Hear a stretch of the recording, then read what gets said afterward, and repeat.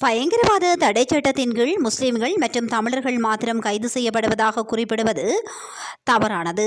அவ்வாறானதொரு நிலைப்பாட்டை சமூகமயப்படுத்த எவருக்கும் உரிமையில்லை. பயங்கரவாதத்தை எதிர்க்க புதிய சட்டம் இயற்றப்படும் வரை தற்போதைய பயங்கரவாத தடை சட்டம் செயல்படுத்தப்படும். பயங்கரவாத தடை சட்டத்தை போலீசார் முறைகேடாக பயன்படுத்துவார்களாயின் பொதுமக்கள் நீதிமன்றத்தை நாடலாம் என அமைச்சரவை பேச்சாளரும் அமைச்சருமான நலிந்த ஜெயதிச தெரிவித்தார்.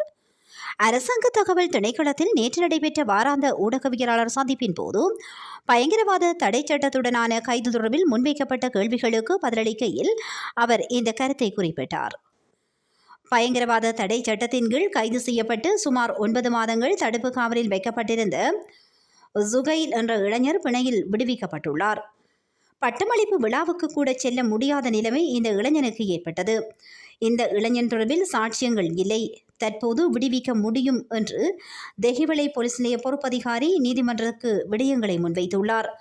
இந்த இளைஞனுக்கு ஏற்பட்ட உளவியல் ரீதியான பாதிப்புக்கு யார் பொறுப்பு என கேட்கப்பட்டதற்கு முன்னாள் அமைச்சர் துமிந்த திசாநாயக்கா துப்பாக்கி வைத்திருந்த காரணத்திற்காக கைது செய்யப்பட்டார். இருப்பினும் அவர் பயங்கரவாத தடை சட்டத்தின் கீழ் கைது செய்யப்படவில்லை. ஏனெனில் அவர் முகமது துமிந்த திசாநாயக்கா அல்லவே. இந்த நாட்டில் முஸ்லிம் மற்றும் தமிழ் மக்களுக்கு மாத்திரம் பயங்கரவாத தடை சட்டம் செயல்படுத்தப்படுகிறது, மக்கள் மத்தியில் பேசப்படுகிறது. பயங்கரவாத தடை சட்டத்திற்கு எதிராக பேசிய உங்களின் அரசாங்கம் தொடர்ந்து இந்த சட்டத்தை செயல்படுத்துமா, இது நியாயமா என கேட்கப்பட்டது. இதற்கு பதிலளித்த அமைச்சரவை பேச்சாளர் நலிந்த ஜெயதிச பயங்கரவாத தடை சட்டத்தின் கீழ் முஸ்லிம் மற்றும் தமிழர்கள் மாத்திரம் கைது செய்யப்படுவதாக குறிப்பிடுவது தவறானது. அவ்வாறானதொரு நிலைப்பாட்டை சமூகமயப்படுத்த எவருக்கும் உரிமை இல்லை. இனத்தை அடிப்படையாக கொண்டு பயங்கரவாத தடை சட்டத்தின் கீழ் எவரும் கைது செய்யப்படவில்லை. செயல்படுமாறு மற்றும் அதனுடனான விசாரணைகளை அடிப்படையாக கொண்டே பயங்கரவாத தடை சட்டத்தின் கீழ் கைதுகள் இடம்பெறுகின்றன. தமிழ் மற்றும் முஸ்லிம் சமூகத்தை இலக்காக கொண்டு பயங்கரவாத தடை சட்டம் அமல்படுத்தப்படுவதாக குறிப்பிடுவது இனவாதத்தை அடக்கும் ஒரு செயல்பாடாக அது அர்த்தப்படும். அவ்வாறு ஒன்றும் இல்லை என்றார். மீண்டும் கேள்வி எழுப்பிய ஊடகவியலாளர், துப்பாக்கி விவகாரத்திற்காகத்தான் முன்னாள் அமைச்சர் துமிந்த திசாநாயக்கா கைது செய்யப்பட்டார்.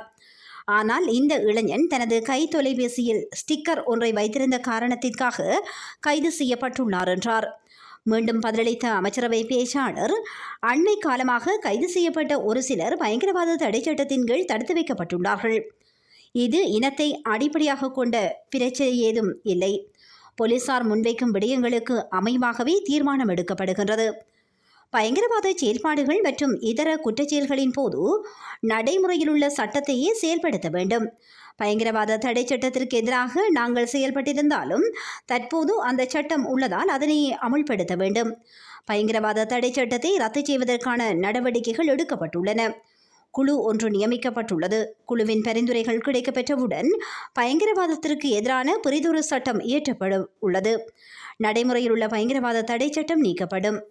பயங்கரவாத தடை சட்டம் குறித்து நாங்கள் குறிப்பிட்ட வாக்குறுதிகள் தொடர்பில் எவரும் சந்தேகம் கொள்ள வேண்டியது இல்லை. புதிய சட்டம் இயற்றும் வரையில் நடைமுறையில் உள்ள சட்டம் செயல்படுத்தப்படும். பயங்கரவாத தடை சட்டத்தை போலீசார் முறைகேடாக பயன்படுத்துவார்களாயின் பொதுமக்கள் நீதிமன்றத்தை நாடலாம், நீதிமன்றத்தில் விடயங்களை முன்வைக்கலாம். இவ்விடயம் தொடர்பில் ஆராய்ந்து பார்ப்போம் என்றும் அவர் தெரிவித்தார்.